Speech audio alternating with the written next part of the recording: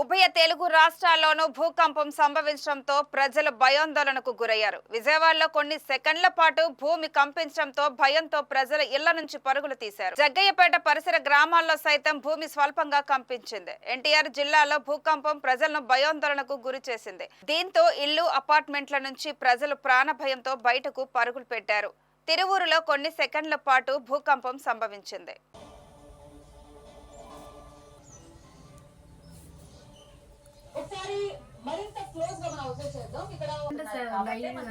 నా పేరు మోదు ప్రసాద్. నేను తిరువూరు 15వ వార్డు కౌన్సిలర్ని. మరి ఈరోజు ఉదయం సుమారుగా 7 గంటల 7:15 ఆ పరిసర ప్రాంతాల్లోనే నేను మంచం మీద పడుకొని ఉన్నాను. రాత్రి విజయవాడ వెళ్ళి వచ్చి కొద్దిగా అంతా ఒళ్ళొప్పులుగా ఉండి పడుకొని ఇంకా కళ్ళు తెరవలేదు.